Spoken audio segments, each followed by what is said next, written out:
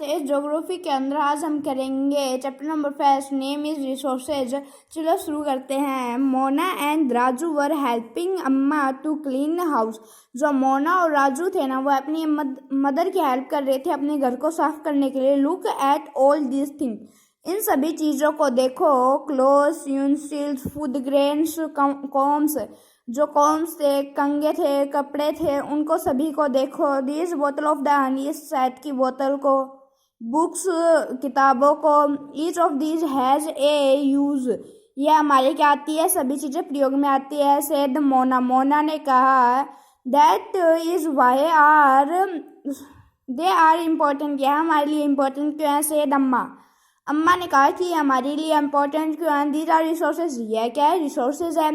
What is the resources was Raju question to Amma, Raju ने question किया अपनी माँ से कि रिसोर्सेज क्या होता है। Anything that can be use to safety a need is a resources, जो हम कोई भी चीज़ के लिए प्रयोग में लेते हैं सेफ्टी के लिए, हमारी सेफ्टी के लिए, उसे हम क्या कहते हैं, रिसोर्सेज कहते हैं। यहाँ से लेके यहाँ तक रिसोर्सेज की डेफिनेशन हो जाएगी। रिप्लाइड अम्मा, अम्मा ने उत्तर दिया। लुक अराउंड, अपने चारों ओर देखो।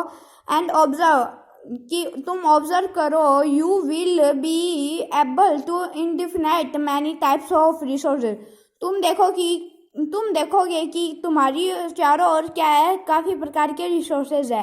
द वाटर यू ड्रिंक, जो पानी तुम पीते हो। वैन यू आर थर्स्टी, तब तुम प्यासे होते हो जब तुम पानी पीते हो, वो। The electric you use in your house, जो आप इलेक्ट्रिक आपके घर में यूज करते हो। The rickshaw you use to get home from school, घर पे आने के लिए जो आप रिक्शा यूज करते हो स्कूल से घर पे आने के लिए। The textbook you use to study are all resources, जो टेक्स्ट बुक तुम प्रयोग में लेते हो, जो वो सभी क्या रिसोर्सेज है। Your father has prepared a tasty snack for you, जो आपके पिताजी है उन्होंने आपके लिए एक टेस्टी स्नैक बनाया था। The fresh vegetable he has use are also resources, जो उन्होंने उनके अंदर फ्रेश वेजिटेबल यूज़ की थी, वो क्या है, सभी रिसोर्सेज है। Water, electricity, rickshaw, vegetable and the textbook have something in common, जो वाटर, इलेक्ट्रिसिटी, रिक्शा थी ना, वो सभी इसमें क्या थी, कॉमन थी। They have all been used by you, so they have utility, जो तुम प्रयोग में ले रहे हो वो सभी क्या है, यूटिलिटी है। यूटिलिटी और the usability is what makes an object और सब्सटेंस रिसोर्सेज, जो यूटिलिटी और यूजबिलिटी जो आप यूज में लेते हो वह क्या है, सब्सटेंस है। ऑब्जेक्ट एक सब्सटेंस है वह भी। How does something become a resources, यह सब कुछ रिसोर्सेज की है। Raju now want to know, यह राजू जानना चाहता है। अम्मा टोल्ड द चिल्ड्रन, अम्मा बच्चों को बताती है। That things become resources only when they have value, वह तभी रिसोर्सेज होती है तब तक उनकी वैल्यू होती है। दे इट यूज और a utility gives it a value, जो हम यूटिलिटी यूज में लेते हैं हम उनको वैल्यू देते हैं, तभी वो एक रिसोर्सेज होती है। All resources have some value, जो शायद अम्मा ने कहा कि जो हमारे रिसोर्सेज है उनकी कोई ना कोई वैल्यू होती है। वैल्यू मीन्स वर्थ, जो वैल्यू मीन्स क्या है, वर्थ है। सम रिसोर्सेज हैव इकोनॉमिक, जो रिसोर्सेज है उनकी कुछ रिसोर्सेज की इकोनॉमिक वैल्यू होती है। सम डू नॉट, और कुछ की नहीं होती। फॉर एग्जाम्पल के लिए मेंटल है, may have a economic value, जो मेंटल्स है हम उनको पैसे दे के खरीद के लाते हैं तो वो इकोनॉमिक वैल्यू है। A beautiful landscape may not, लेकिन एक ब्यूटीफुल लैंडस्केप होता है उसके लिए तो नहीं होता क्योंकि हम उसे खरीद नहीं सकते, लेकिन वह भी एक रिसोर्स है। But both are important for the safety humans, लेकिन दोनों ही क्या है, इम्पोर्टेंट है किसके लिए, ह्यूमन्स की सेफ्टी के लिए। Some resources can be become economical valuable, some resources जो वैल्यूएबल होती है, जो रिसोर्सेज होती है वैल्यूएबल इकोनॉमिकली विद टाइम, वह टाइम के साथ वैल्यूएबल बनती है। जैसे पैसे दे के कोई वस्तु खरीदना हुआ, किसके साथ बनती है, टाइम के साथ बनती है, with time. Your grandmother home remedies have no economical value today, जो आपकी दादी माँ है वो आप कुछ ना कुछ पुराने ज़माने की जो वैदिक दवाई है वो तो आपको बताते हो, लेकिन उसकी आज तक कोई वैल्यू नहीं है। But if they are depended and sold by the medicine from tomorrow, अगर वह कल तक उन्हें किस में बेचने लग जाए, पैसों में बेचने लग जाए, दे कुल बिकम इकोनॉमिकल वैल्यू, वह क्या बन जाती है, इकोनॉमिकल वैल्यू बन जाती है।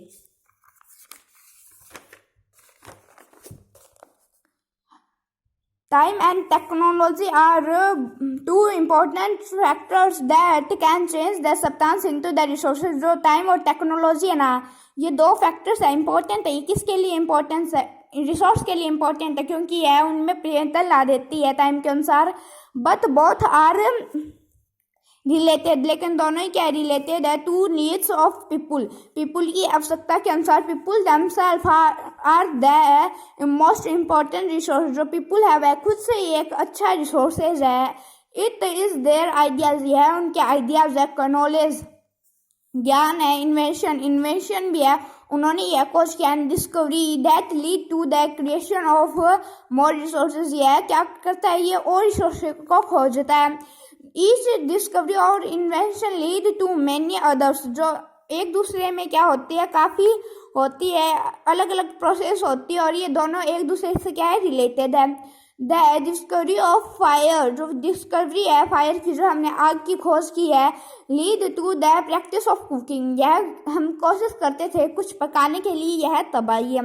एंड अदर प्रोसेस, और अन्य process by will be invention, तब हमने इन्वेंशन किया of wheel ultimately result in development of never modes of transport, तब हमने व्हील्स का डिस्कवर किया। यह धीरे धीरे किसमें कन्वर्ट होने लग गया, ट्रांसपोर्ट में कन्वर्ट होने लग गया।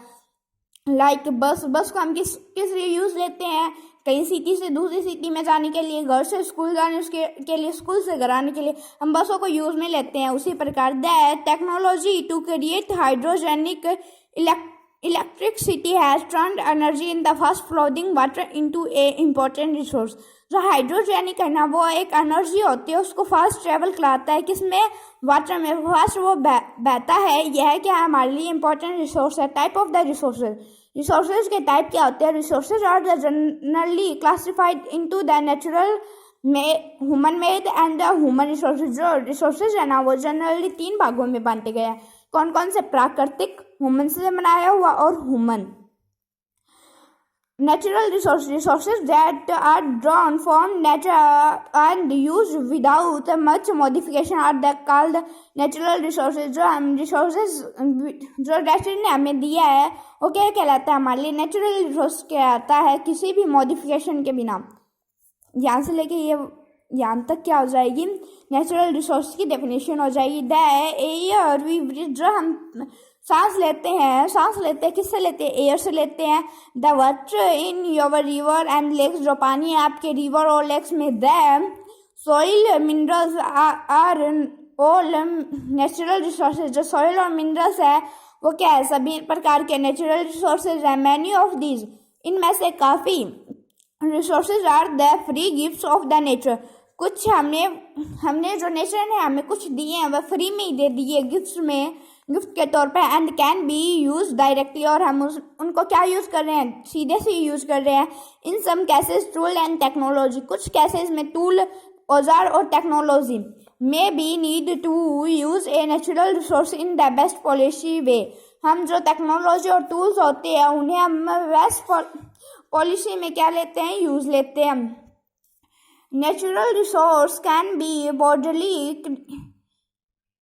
characterized into renewable and non-renewable resources, जो हमारे जो नेचुरल रिसोर्स है वो भी 2 टाइप्स में बांटे गए। पहला रिन्यूएबल, दूसरा नॉन रिन्यूएबल। रिन्यूएबल रिसोर्सेज क्या होते हैं, are those which get renewed और रिप्लेस्ड क्विकली, यह वो होते हैं जो जल्दी से ही दोबारा उत्पन्न हो जाए। Some of these are the ultimate unlimited, और ये क्या होते हैं, इनमें से कुछ ऐसे होते हैं जो अनलिमिटेड होते हैं, कभी ख़त्म ना हो। And the are not affected और ऑफ द ह्यूमन एक्टिविटीज़, जो ह्यूमन की एक्टिविटीज़ वो कभी अफेक्ट ना करे। Such as solar and wind energy, जो सोलर एनर्जी और हवा की एनर्जी है वो कभी भी हमें अफेक्ट नहीं करते। Yet careless use to the create renewable resources like the water, soil and the forest can be affected their stock, लेकिन पानी, soil and the forest है ना वो हमारे स्टॉक है ना उसका अफेक्ट करेंगे। अगर हमने पानी को ज़्यादा वेस्ट किया तो क्या हो जाएगा, एक दिन ख़त्म हो जाएगा। सॉइल को अगर हमने ज़्यादा वो नहीं दी, वैल्यू नहीं दी, तो वहाँ पे सिर्फ कंकड़ ही बचेंगे। और फॉरेस्ट को हमने ज़्यादा वैल्यू नहीं दी तो हम ऑक्सीजन कहाँ से पाएंगे। Water seems to be unlimited renewable resources. जो वाटर है ना वो अनलिमिटेड है, रिन्यूएबल रिसोर्सेज है, वो कभी ख़त्म नहीं होता। बस shortage and the dry up the natural water resources is a major problem in the many parts of world today। लेकिन जहाँ पे कई जगह ऐसी है जहाँ पे पानी की पीने की कमी है ना वो बहुत ज़्यादा है, और वह भी वर्ल्ड के काफ़ी जगह पे है। सम रिन्यूएबल रिसोर्सेज, कुछ रिन्यूएबल रिसोर्सेज के बारे में हम पढ़ेंगे। Are those which have a limited stock. इनका क्या होता है, लिमिटेड स्टॉक होते हैं, ये एक सीमित तक होते हैं। One of stock are the exhausted in it में take thousand of the years through the renewable. ये है ना वापिस से उत्पन्न होने के लिए कितने ईयर्स ले लेते हैं, काफ़ी 1000 ईयर्स ले लेते हैं। Since this period is the much more than human life spans. जब यह काफ़ी होता है ह्यूमन लाइफ में, अगर इसमें काफ़ी ज़्यादा पीढ़ियाँ चली जाएगी ये तब उत्पन्न होंगे।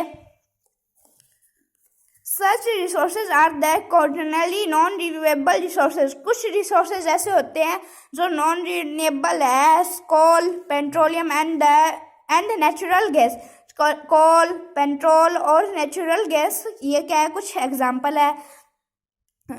The some distribution of the natural resource depends upon number of the physical factors like the terrain, climate and the altitude। जो हमारी रिसोर्स है, नेचुरल रिसोर्स है, वह कुछ ऐसे फिजिकल फैक्टर्स भी है जैसे ट्रेन, क्लाइमेट यानी कि हमारा Waterman and the altitude। The distribution of the resources is unequally because these factors differ so much over the earth। लेकिन जो हमारा रिसोर्सेज होते हैं वह अनइक्वली बनते हुए हैं धरती पे, और वह हमारे फैक्टर्स को क्या करते हैं, काफ़ी ज़्यादा डिफरेंट रखते हैं औरों से।